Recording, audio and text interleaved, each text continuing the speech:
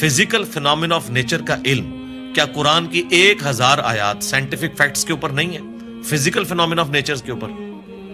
تو سائنس کا علم تو خدا کا علم ہے نا، خدا کا ہی تعارف ہے نا سائنس کے ذریعے.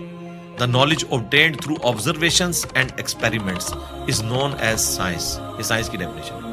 آپ آبزرو جو کرتے ہیں اور ایکسپیریمنٹ کرتے ہیں اس سے جو علم حاصل. تو آبزرو کیا کر رہے ہیں؟ تو قرآن بھی تو یہ کہہ رہا ہے افلا ينظرون الى الابل كيف خلقت. کیا تم نے آبزرو نہیں کیا ہم نے اونٹ کو کیسا بنایا، پہاڑوں کو کیسی اٹھان دی، آسمان کو کیسا بنایا، زمین کو کیسا بچھونا بنایا.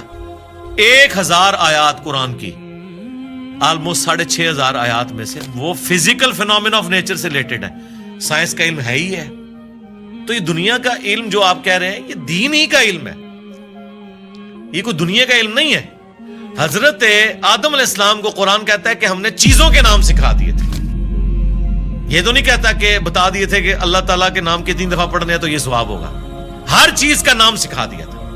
پوٹینشلی وہ ان کے دماغ میں وہ درخت بو دیا گیا تھا جو آج اتنا بڑا ہو چکا ہے کہ انسان نے ایسے جہاز بنا لیے ہیں جو 500-600 مسافروں کو لے کے 8000 کلومیٹر تک بغیر ریفیولنگ کے اڑ سکتے ہیں. اور اڑتے نہیں، صرف لینڈ بھی کرتے ہیں. یہ سب سے مشکل کام ہے. لوگ کہتے ہیں جی میزائل ٹیکنالوجی مشکل ہے. جناب میزائل ٹیکنالوجی تو شاید ہی کوئی نہیں جو یہ بوئنگ کی ٹیکنالوجی ہے، کیونکہ میزائل تو آپ نے چھوڑنا ہے، اس نے پھٹنا ہے، واپس نہیں آپ نے اتارنا. لیکن اسپیس شٹل کو، بوئنگ جہاز کو اڑا کے آپ نے اتارنا بھی ہے، بندے بیچ میں بیٹھے ہوئے ہیں. یہ مشکل ٹیکنالوجی ہے. تو کر کے دکھایا نا. یہ انسان جب بھی کوئی چیز ڈسکور کرتا ہے نا سب سے پہلے اس کا نام رکھتا ہے. تو پوٹینشلی آدم علیہ السلام کو تمام چیزوں کے نام سکھا دیے تھے جو فرشتوں کو بھی نہیں آتے تھے. انسان کی فضیلت اسی عقل کی وجہ سے. تو یہ کوئی دنیا کا علم نہیں ہے، یہ اللہ تعالی کا فعل ہے. یہ کائنات ہے کہ نہیں؟ قرآن اللہ کا کلام ہے اور کائنات اللہ کا فعل ہے. اللہ نے بنائی ہے نا، کریٹر نے. اللہ کے فعل کا علم حاصل کرنا یہ دنیا داری کیسے ہو گئی؟ یہ دنیا داری اس صورت میں ہوگی جب اس کے بعد آپ خدا کو نہ پہچانے. وہ تو سر قرآن پڑھ کے بھی اگر آپ نے خدا کو نہیں پہچانا اور قرآن بیچنے کا ذریعہ اور چندے کمانے کا ذریعہ بنایا تو آپ سے ایک فزکس کا پروفیسر بہتر ہے. کم از کم اس نے خدا کی کتاب کو تو نہیں بیچا اپنے ذاتی فتووں کی خاطر. یہ تو بعد کے اعمال بتاتے ہیں کہ آپ اس میں سے نکال رہے ہیں. تو آج سائنس کی برکت سے میرا خیال ہے خدا کا تعارف جتنا ہمیں ہوا ہے ہمارے اسلاف کو نہیں تھا. اور آج جس بہترین انداز میں ہم کریٹر کا تعارف ایک انسان کے سامنے رکھ سکتے ہیں، آج سے پہلے تصور بھی نہیں تھا کہ ایسا بھی ہو سکتا ہے. لوگ فخریہ لکھتے ہیں جناب، وہ امام غزالی نے بھی لکھا کہ جی سورج جو ہے وہ زمین سے 50 گنا بڑا ہے، 60 گنا بڑا ہے یا 5 گنا بڑا ہے. اللہ کی قدرت بتانے کے لیے. سرکار آج ہم سے پوچھیں 13 لاکھ گنا بڑا ہے تو شاید امام غزالی بھی یہ سن کے بے ہوش ہو جائیں گے. اچھا ایڈا بڑا ہے، ٹھیک ہے، زمین تو بھی 13 لاکھ گنا بڑا. Structure of D N A, genes کی اسٹرکچر، سرکار عقل دنگ رہ جاتی ہے. سائنٹسٹ کہتے ہیں کہ ایک چائے کے چمچ میں اتنے جینز آتے ہیں اور ان کے اندر اتنا ڈیٹا کوڈ ہو سکتا ہے جتنی انسانی تاریخ میں آج تک کتابیں دنیا کی لائبریریز میں پڑھی ہوئی ہیں. یہ کس نے رکھا ہے؟ ایک بیج کے اندر اتنا ڈیٹا رکھ دیا کہ 6 ارب گنا بڑا درخت بنتا ہے اور سال ہر سال پھل دیتا رہتا ہے. سب کچھ اس بیج میں سے نکلا ہوا ہے. دنیا کی کوئی ہارڈ ڈسک اس کو سٹور نہیں کر سکتی.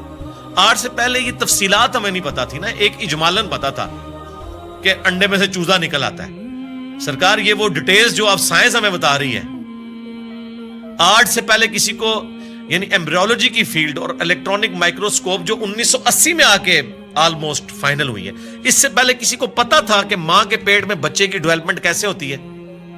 کیا صحابہ کرام نے یہ دیکھا ہوا تھا؟ ان کا تو ایمان بالغیب تھا. ہم تو پریشان ہو جاتے ہیں کہ یار لوگ تو کہہ رہے ہیں جادو دیکھنا ہے تو یہ دیکھو. کبھی نیشنل جغرافک یا ڈسکوری چینل کے اوپر جب وہ فاسٹ کر کے موویز چلاتے ہیں کہ ایک بیج پھوٹتا ہے، اس میں سے کومپل نکلتی ہے، پھر بنتے بنتے درخت بن جاتا ہے یا پھول، وہ جادو ہو رہا ہوتا ہے. انڈے میں سے چوزا نکلنا چاہیے. اصل جادو یہ ہو رہے ہیں جو عقل دنگ ہے.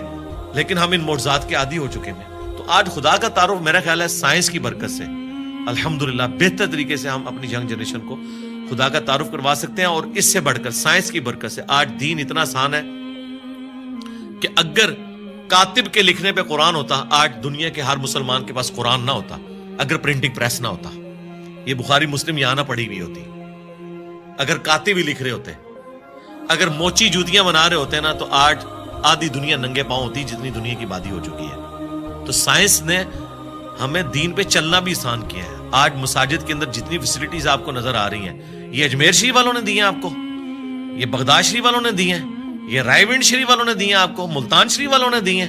नहीं सरकार, ये साइंस ने आपको दी है। तो हमें तो साइंस को गले से लगाना चाहिए था कि इसने रिलीजन पे चलना सा। ये जो मैं और आप बैठ के बात कर रहे हैं, आप 1 रुपया भी खर्च नहीं करेंगे और दुनिया के सारे बड़े आजमों में आपकी वीडियो पहुंच जाएगी। अगर आपको कोई टीवी चैनल इंटरनेशनल खरीदना पड़ जाए, आपकी नस्लें भी पैसा जोड़े तो नहीं खरीद सकती। यूट्यूब ने आपको फ्री दे दिया, उल्टा आपको मोनेटाइजेशन के वो पैसे भी देता है अपलोड करने के।